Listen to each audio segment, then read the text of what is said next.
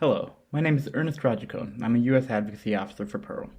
I'm here today to talk to you a little bit about House Resolution 413. House Resolution 413 was introduced by Representative Deborah Ross of North Carolina on May 18th of this year.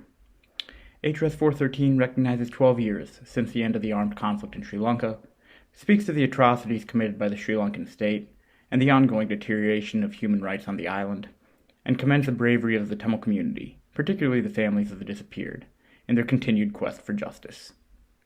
The resolution urges the U.S. to work with the UN to help establish a credible international accountability mechanism for the grave crimes committed in Sri Lanka's armed conflict. It calls for a permanent political solution to address the root causes of the armed conflict, and calls for a meaningful international justice and accountability process for mass atrocities committed by the Sri Lankan quest for justice. The resolution urges the U.S. to work with the UN to help establish a credible international accountability mechanism for the grave crimes committed in Sri Lanka's armed conflict. It calls for a permanent political solution to address the root causes of the armed conflict, and calls for a meaningful international justice and accountability process for mass atrocities committed by the Sri Lankan state. As Sri Lanka continues to lurch towards authoritarianism, HRS 413 emphasizes, at a critical time, the importance of human rights, democratic principles, and the basic rights of civil society in U.S. engagement with Sri Lanka. The resolution has bipartisan support, with 18 co-sponsors to date. I encourage you all to reach out to your congresspeople and ask them to co-sponsor House Resolution 413. Continued support for this legislation is one critical aspect of broader U.S. advocacy efforts on behalf of justice and accountability for the Tamil people of Sri Lanka. Not only that, but congressional offices are most likely to listen to their own constituents, so raising this concern with your representation actually has a tremendous amount of impact. If you would need advice or help setting a meeting with your congressional representation, or if you would want sample language in any correspondence that you would have with your congressional representation or your congressional office, or if you have any questions broadly about what that process looks like or about HRS 413, please feel free to reach out through FeTNA. They can connect you with me or one of the other individuals who might be able to assist you in this broader advocacy effort around House Resolution 413. As the Tamil American community, it is heartening to see House Resolution 413 get introduced this year. It marks an important step, but there's still a lot of work to be done regarding the U.S. engagement with Sri Lanka, and how that affects the continued call by the Tamil community for justice, accountability, and self-determination. Thank you. Hi, my name is Arabi and I am the Advocacy Lead and UK Senior Advocacy Officer at Pearl. And today I'll be covering Pearl's advocacy highlights for the past year for our teams in Canada, the UK and at the UN Human Rights Council. Overall, our advocacy team has had great engagement with policymakers this year. The Canadian advocacy team organised a successful briefing event for MPs from all parties on ongoing human rights issues in Sri Lanka, and they conducted a Black July memorial event with MPP Jagmeet Singh. Pearl's policy recommendations were also read out by MP Helena Jaksic at the House of Commons. This year, the Canada team also organised and oversaw the 2021 Tamil Struggle reading group online, which saw a high turnout and an incredibly engaged cohort. Our UN advocacy team has also been very successful in numerous ways. The team had been actively engaged at the UN Human Rights Council, pushing for a stronger resolution. The team also organised a virtual side event at the UN Human Rights Council on pursuing accountability for mass atrocities. The team also delivered an oral statement at the Council after the High Commissioner's report and briefed missions on the situation in Sri Lanka and the importance of having a strong mechanism in Resolution 46.1. Finally, in the United Kingdom, there has been active engagement with MP offices and senior management within political parties. We have helped to organise and participated in cross-party conferences organised by the All-Party Parliamentary Group for Tamils on justice and accountability in Sri Lanka. We have spoken as part of a panel on human rights and the Sri Lankan issues, and as ever, make sure that the needs of the Tamil community in Sri Lanka are at the forefront of everything that we do. Thank you very much. Hi everyone, my name is Archana Ravichandradeva and I am Executive Director of Pearl. I am very pleased to share Pearl's accomplishments with all of you today. and to connect with the broader group of Tamil activists who are involved in this work. As many of you may know, I took on the role of executive for over 16 years and has now taken on a role in our board. I often tell Tasha that I don't think it's possible for me to actually fill in her shoes, just given the decades of activism, wisdom, and engagement that she's had in this important work. However, I'm really looking forward to building on what she's done and to make my own contributions as well. Before starting this role as executive director, I was Canada's senior advocacy officer for Pearl. And of course, we're looking forward to strengthening our advocacy efforts, which my colleague Arby will be speaking further about in this video. Pearl looks forward to furthering our voice within the broader struggle for justice, accountability, and self-determination for Tamils, and engaging with different stakeholders in different countries in which we work to further our strategic goals. We are also working to expand and engage our work in research, advocacy, and legal venues, and to strengthen our own internal processes and protocols to ensure we are transparent, efficient, and a progressive voice internationally and within our own organization. I am so proud to lead this passionate, engaged, woman-led, progressive organization. And I look forward to building my connections with all of you as well, and within the broader community.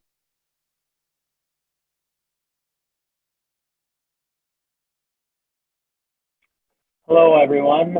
My name is Sibi Gnanasundaram. We are starting this cast-based informational for everybody who's listening in from FeTNA. I think we can go around. We have a panel here. We're just going to talk about a few issues about cast. I'll say an intro, but before the intro, everybody can introduce themselves. Hi, Vanakkam. My name is Madhavi, and I just finished my third year of medical school, and I'm doing my master's in public health at George Washington University. And I'm originally from Maryland, and currently I'm in the DC area. Vanakkam, I'm Bharti Caldwell. I am a senior in college. I'm a business administration major, minoring in psychology at the University of Texas of Dallas, and I've been in Dallas all my life. Vanakkam, I'm Inial. I'm a high school senior from Harford County, Maryland, and I've always lived in Maryland. Vanakkam, my name is Aditya. I'm from the University of Minnesota, Duluth, and yeah, I've lived in Minnesota all my life. And I'm Sibi Gnanasundaram, like I said before. I am from Maryland. I graduated from Virginia Tech, studying finance, and I work in venture capital. To get started, I'm going to do a little bit of background about why we're holding this information and then informational, and then we're going to go into questions. With the recent lawsuit by the state of California against Cisco Systems, as well as accusations of caste-based discrimination by the BAPS organization in the US, and subsequent federal inquiries, we at FeTNA thought it would be best to have a short talk about caste-based discrimination in the US. While we may not be most of us Indian Americans and Sri Lankan Americans clearly carry the privilege of being oblivious of it. To preface the talk, I just want to say this is informal and we do not have any experts, nor do we have many experts in the US in general. The folks at Equality Labs do great work, and I highly recommend visiting their website and reading their reports. Just to give an overview of why we don't have experts, Tamil Nadu has about 20% of its population as Dalits and Adivasis, but they're estimated to only be around 1.5% in the US. Most of the Indians and Americans are from dominant or upper caste and come from some level of privilege. We're going to start with a few questions. I'm going to start it with, what is caste and what is caste-based privilege? So I guess I can start. So I guess I define caste by the quote by Dr. Ambedkar, which is an artificial chopping off of the population into fixed and definite units, each one prevented from fusing one another through the custom of endogamy. So I guess in my own words, I'd label that as graded inequality, as in you can't mix within caste, which is why the caste system is so strong, because you have this caste pride and your ability to be within your community and feel safe within that community. And for me, caste privilege, I look at it in three ways. The first way is having connections and opportunities and like guaranteed, almost guaranteed jobs if you're from India, or even if you're from an upper caste or middle caste community here in America. Second way is the ability to live without fear, as in you don't have to fear somebody asking for your last name and then being looked down upon, or having to worry about, oh, if I use this person's utensil or that person's utensil, that I'll get yelled at. And the final way is the ability to unsee caste, as in you can just live your life without having to worry about, where you're from or who your family is. And also the ability to just, how do I say this, be able to just fight back if anybody says anything against your caste or says something about you, they're from a lower caste. The ability to just fight back and not have to worry about consequences. So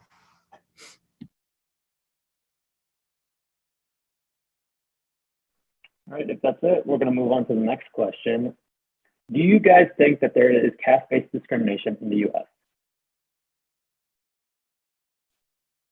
So I think there's actually been quite a long history of caste-based discrimination in the US. So beginning all the way with the Immigration Act of 1924, which actually first introduced the first challenges to Indian immigrant citizenship in America. And unfortunately, the arguments of Indian immigrants at that time were firmly rooted in caste.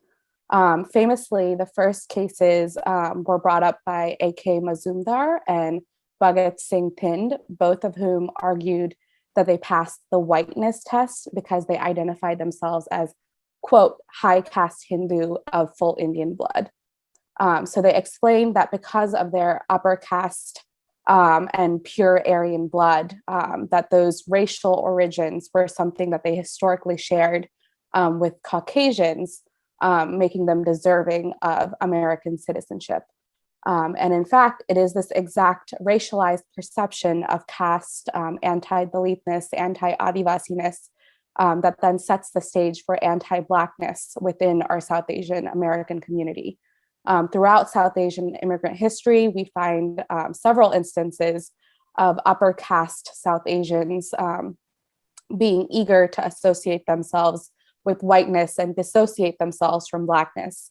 And this even includes famously Gandhi, who considered himself to be upper caste and was famously anti-Black during his time as an immigrant in South Africa.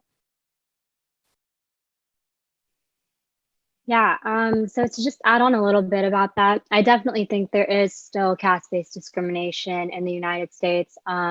While discrimination is like not as direct as seen in our history, I would say, we see it through various forms, such as like the marriage marketing system that we have in our society today. So many parents still emphasize the importance of wanting to get married within a caste, and so the specific community's legacy is built upon. So personally, this is like mind blowing to me because we're like in the 21st century, and to some extent, like wanting to marry, taking that to a whole new level of like wanting to get married to a particular caste, it's just like mind blowing, I would say.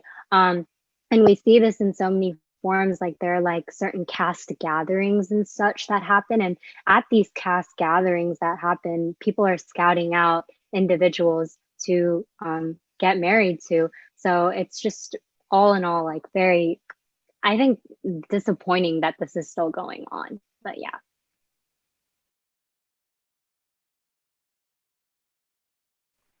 I think that leads us to our next question, which is, do you think it is only prevalent in the immigrant community, or do you think some level of the caste-based discrimination has been passed to the next generation as well? I think marriage is one of the first points, but do you guys see any other areas where it's been passed on? Yeah, so I think within our generation, especially, I have noticed that we carry forward a lot of microaggressions. So slight snubs that, implicitly suggest that you don't belong here, or that, you are not welcome here. And just some examples that I've heard of and seen, especially within the college community, is people saying that they would not room with someone who is of a lower caste, or even more subtle things like not being willing to use the same utensils or dishes as someone who they deem as lower caste. And for anyone that knows, that is, textbook untouchability. That is actually what is deemed as illegal in the Indian constitution and considered to be untouchability. And it's quite astonishing to me that people have decided to carry that across the ocean here and continue to do that. And I think to a certain extent, there are people within our generation who don't fully understand that what they're doing is actually untouchability. But, if you are unwilling to share, utensils that have been washed and cleaned in a dishwasher, or plates that have been washed and cleaned in dishwasher, and you're not willing to share that with someone, that is a form of untouchability. I think also to add on to that, there's a lot of times, I think, as a second generation immigrant or first generation immigrant, it's easy to say, oh, my parents, this is something my parents carried with them, but it doesn't really matter to me. But I think like a big discussion with caste, it comes down to, in my life, has been in the South Indian classical world, in the Carnatic music world. In the States, we have a lot of South Asian kids who train in dance and music. And we have things like the Cleveland Tyagaraja Aradhana, which often from the outside seem like beautiful celebrations of culture, but deep down inside, they're very, very organized ways of perpetuating caste privilege. And I think, I'm Sri Lankan Tamil, and so I kind of always fly under the radar. But even kids my age, they're so used to kids in their music class, kids in their programs, kids who win the competitions, who get to perform in certain situations, being of higher caste or the same caste as them. I've sat in rooms where I've silently agreed with everyone, being like, yes, I'm also vegetarian. Yes, my parents also do this, because people simply were just not aware that I didn't have parents who were of the same caste or of the same standing that theirs were. And it kind of is passed on. And even though they don't explicitly understand it as bias or privilege, it definitely plays a big role in kids my age and, the forward, I guess, progress of South Indian classical dance and music in America. There's big discussions about people who win and who get promoted by those programs as well. It's not rid, and people who are of lower caste don't always get the same opportunity and are not seen the same way, and often have to do twice as much work in order to be promoted and seen as valid by mainstream audience. I think to add on, we also see some of these microaggressions, as Madhavi said earlier, in even things like the media by people that were born in America. As an example, Padma Lakshmi and Aziz go on a trip to India, and they go to South India, and they say that most of South India, most of Tamil Nadu is vegetarian, which is just, and Aziz agrees with her, it's just not true. Most of Tamil Nadu is non-vegetarian. So just small microaggressions like that, you hear that all the time. Oh, most Tamil people are vegetarian. But even on top of that, most people would say Tamil people don't eat pork, or Tamil people don't eat beef, and that's not true either. People that we know, or people that are dominant caste, might not eat pork or beef, but it's actually relatively common to eat pork, for instance, by Hindus, and even beef by Hindus. So we see small things like this by every community that would definitely feel like a microaggression to other communities that feel like they can't say, I eat pork, or I eat beef, or I eat meat. So that's just another thing that you see even in the media. Moving on, some people think that colorism is also connected to caste-based discrimination. Do you think that that is a form of caste discrimination happening without our knowledge? So I think colorism is a big discussion, especially in India. People have had campaigns against Fair and Lovely and all these different things that basically, are outright ways of, promoting fair skin. But I think colorism and casteism cannot exist without one another.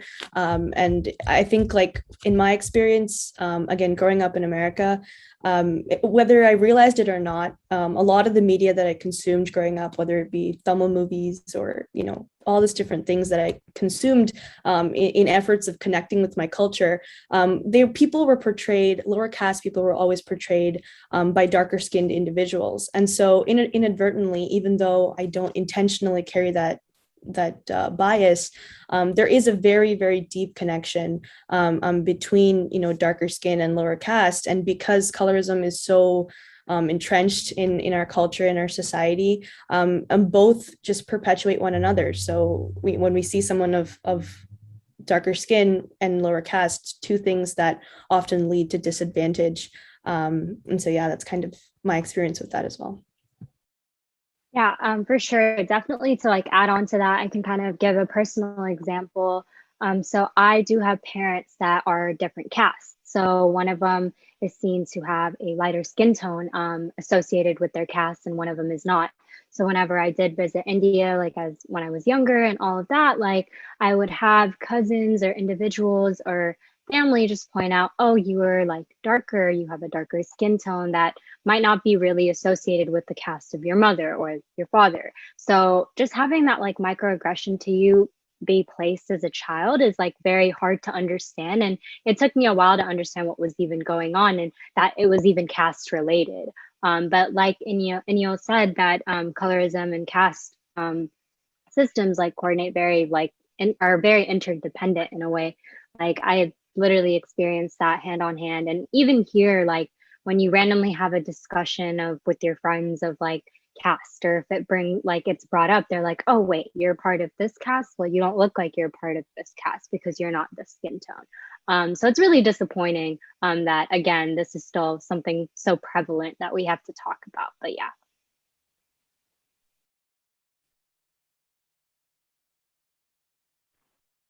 All right, moving on.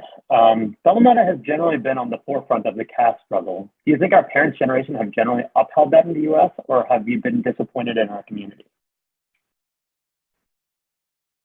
I guess I would say I'm disappointed in the community. I guess the parents that I've seen, people that I've been around at least. I guess for me, I guess a personal example would be that I know during the 2017 Minneapolis FeTNA, so I'm from Minnesota, so obviously I was involved in, doing a lot of organizing, this and that. And we had tried to bring an author who had written a book about a simple like caste love story. And then what happened when we had announced that this author would be coming, there was a large outroar from the FeTNA community talking about you can't bring this guy, talk this and that. And it wasn't even a fact of the author or anything bad about the cast or anything like that. It was really just a fact of caste pride, or I guess in Tamil how my dad would say it is Saudi Vedi. I guess that's how my dad would say it. And I guess that was the first real example for me in showing that just because I'm in America doesn't mean I can avoid or just like close my ears when I hear caste or even look at it. So that's, I guess, what started my whole, I guess, reading into and understanding how can I help in the caste struggle.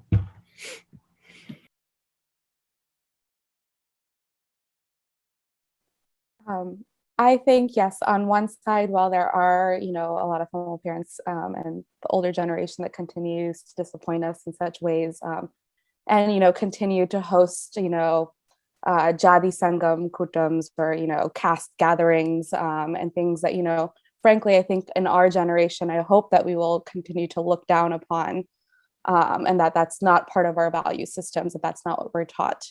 But at the same time, I will say that I think credit goes to Tande Periyar, that, Tamil people do continue to be at the forefront of the caste struggle, whether that's within India or here. I know that from my personal experience, whenever I am talking about caste, whether that's in person at college or on Facebook in a public forum, the people who are ready to like stand by me are very often Tamil people. And it's because they grew up in households as well, where, Tande Periyar was talked about, Sliya Mariyade was talked about. And so these are concepts that, were constantly in the back of their minds. And so when there is a time when we see something is wrong, then, we're more willing to be like, but that's not right. That is not okay. And I've had several friends from whose parents are from other states have even said, oh my gosh, is caste like that big of a deal in Tamil Nadu? Because they don't come from homes where that's talked about at all. For them, it's like, oh, I thought caste was something that was done and, it was history. It's no longer happens. But, it continues to happen even here in America. And we explained all those examples. And, when you bring it up to them, they're like, oh, wait, wow, like I didn't even know that that's happening. And so I hope that, we continue to have this conversation amongst our community and with others outside of our community as well. I will add that the aggressiveness of non-Tamils on caste is kind of ridiculous. They're outright casteist, and they will even ask you your caste a lot of times. They will ask you if you're North Indian, are you not from this area? You're light skinned. Why are you from South India? Why are you Tamil? And stuff like that. So from that sense, I'm glad to be Tamil. We are significantly more progressive in that sense, but we do have, like people in Tamil Nadu still come here and then they switch back to caste names as last names. That's still happening, still quite prevalent. It happens in every caste except for Dalits and Adivasis. So there is a sense of othering there, regardless. But these are great points. I feel like we've progressed in some ways, we've regressed in some ways, but I think overall it's been the Tamil community have been pretty progressive. And just one point about the last names, to be honest, sorry, I just wanted to add that you mentioned Adivasis and Dalits don't, and what you kind of talked about before, they can't. They do not have the privilege of keeping the last name that they want. Of course, yeah. They can't own it still because of then violence still in America. Some colleges have outlawed caste discrimination. UC Davis, Brandeis, Colby College in Maine. Do you think more colleges and universities need to do it? So I think the two examples that Sabiana actually mentioned as inspiration for our discussion today with the Cisco Systems lawsuit in Silicon Valley and then the BAPS issue, both kind of serve as examples where casteism and caste discrimination have leaked into the professional world for Indian and South Asian Americans. And I think, like, from my perspective, caste has always been a discussion between my parents and maybe people at Tamil class or Tamil Sangam or something. And so it's kind of appalling to see it be appear in like a professional setting. And I think it serves as an example of Asian Americans or South Asian Americans, allowing their bias, their casteism to leak again into their decisions. And I think when we have such concrete examples of that, and we're aware of how prevalent it is. We just had a discussion about how prevalent it is still in our communities. It is important to ensure that that doesn't affect somebody's chances at an education. We kind of talked about the disadvantage that, having a low caste has in India when it comes to pursuit of education, pursuit of jobs. It would be the worst thing to allow that to also occur in America. Once you make it in America and you still have an issue being a lower caste person, having to get a job, having to get into college. And so, in efforts of stopping that from happening, I think it's best to create policy that makes sure that that doesn't affect someone's decision or someone's future in terms of education or a job.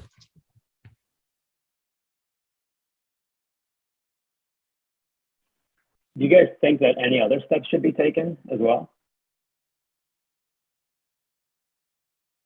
In addition to colleges?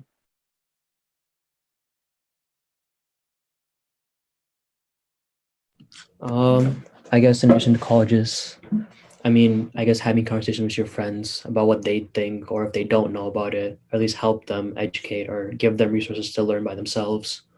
I guess talking with their parents to understand things, and also involving yourself in whether your college is Indian Student Association or their student councils, and talk about having them bring up caste in their own organization so they can, I guess, give a more outward view of caste to people who don't even know what caste is or think that it's some outdated system that doesn't affect Indians anymore.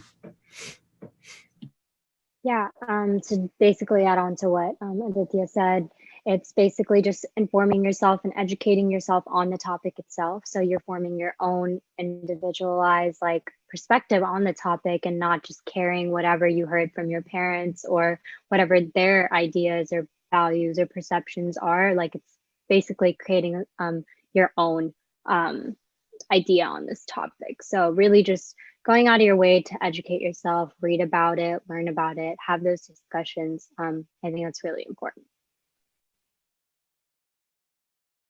Yeah, along those lines, I also just really believe that change begins at home. And so if there are things going on in your home that you don't agree with, whether it's something your parents say, whether it's something your relatives say, I know it's hard. Oftentimes it's much easier to talk about these issues outside than it is within our own homes.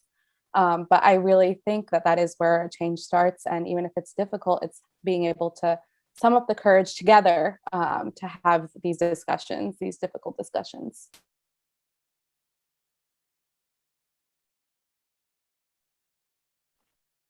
So within the Tamil movie industry, we've seen a lot of caste-based movies recently. J Beam is one of them. We've seen Karnan, Asuran, Pariyerum Perumalum. Do you guys think that the movie industry has generally avoided the issue, or has the Tamil movie industry taken it head on? Well, I think Madhvika is going to kind of talk about like the beauty of these movies and the opportunity that it serves for these communities. But I think like one thing to note is in the Tamil movie industry, in the Indian movie industry, we've seen historically, maybe J Beam has some beauty in its explicit discussion about caste, but there have been movies about underrepresented people, marginalized people, women, village people, farmers, all these different things have been touched on. And I think one thing that happens, especially as Americans who are watching these movies, is this feeling of satisfaction almost from watching the movie, because you walk out feeling like, oh, I'm aware of the situation. And oftentimes these movies end in a happier light, and a lot of people, I've seen it in my parents and my family friends, walking out of theater being like, oh, that's such a terrible issue and it's so sad that happened, but it doesn't really spark any motivation to change. And the same thing happens in India. The mainstream Indian audience does watch these movies, but they walk right by the things that are happening. And to touch on specifically caste, like for example, recent movie discussed the Irular community, which you might find some solace in the fact that took place 25 years ago in 1995, but those people didn't make it out of India. Majority of Indian Americans, South Asian Americans are of higher caste. And so those problems still exist. Those people are still undocumented. They still don't have ballots. They still don't have representation. And so all of those things are, while it is, as Madhvika is going to talk about, like important to portray those voices in mainstream media, it's not exactly the full solution. And like Aditya and Bharati talked about, there are important steps that we need to take to educate ourselves and try to inspire change. Yes, completely agree with what Iniel said. It's about what we do when we leave the theaters after seeing these movies, right? That really matter. But I do think that it is very, I think for a long time in Indian cinema overall and in Tamil cinema, there was not very much room for these stories. And even if these stories were shared, they were shared by other upper caste people shedding light on these, unique stories. But I think for the first time, really, I have to say the first time ever, you see directors who are coming from these communities and being able to strongly, share their stories. I mean, Karnan is by no means, a story where it's just like, I'm going to talk about this lightly. Like he really goes for it. And so, and these are movies that are not just, critically acclaimed, but they're commercially successful movies. And I think that's really important. That it means that the audience is welcoming these movies. And so I hope more and more directors and producers and actors and actresses from these communities rise up. And I do also want to say that after J Beam, actually, one good thing, Iniel, you mentioned the Irular community. The chief minister of Tamil Nadu actually, Stalin actually gave pattas, which are land certificates, to 33 Irula families after the movie J Beam release. So I mean, again, tip of the iceberg, long way to go. But these movies are having at least a little bit of a stone and ripple effect. Yeah.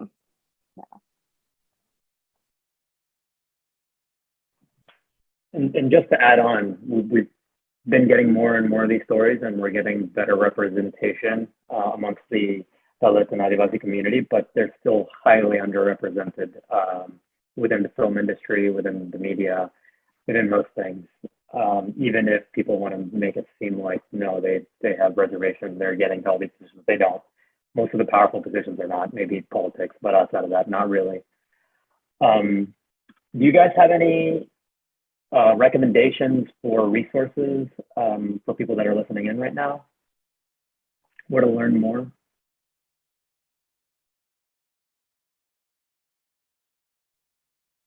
So I think like one thing we've been doing it throughout our discussion is the comparison between some of the race struggles that we have here in the States and the caste issues that we have in South India.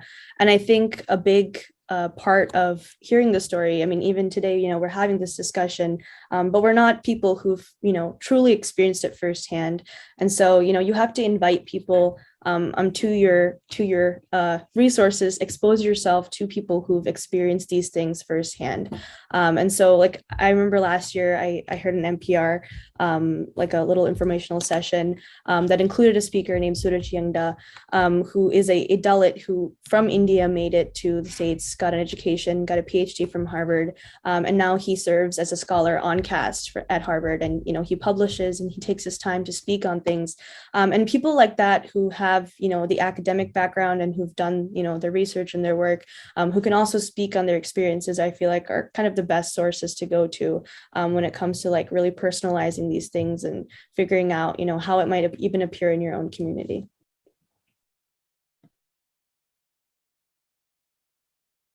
And I guess to add, there's this book that I read that helped me kind of understand the caste struggle a lot. In terms of that, when growing up, we really learned about the African American struggle in like high school, even in college almost. So there's this book called Caste by Isabel Wilkerson, and she's like an African American author, and the book was on the Oprah's book club, I think 2020. And it just illustrates how the African American struggle is so similar to the Dalit struggle or the lower caste struggle. I mean, with things like in the Dalit Panthers, which really resembles, the Black Panthers a lot. So I guess this book really helps kids who are in high school or in college or just starting to learn about caste. I think it's the best resource as a book, at least, to understand the struggle. And to add on, I think going and checking out the Equality Labs and their website, they have a lot of interest. They're the only group that does any research on caste in America and North America. They have a lot of harrowing statistics about actually what Dalit and Adivasi people go through in America and the type of discrimination that they face, including the violence that they face in America.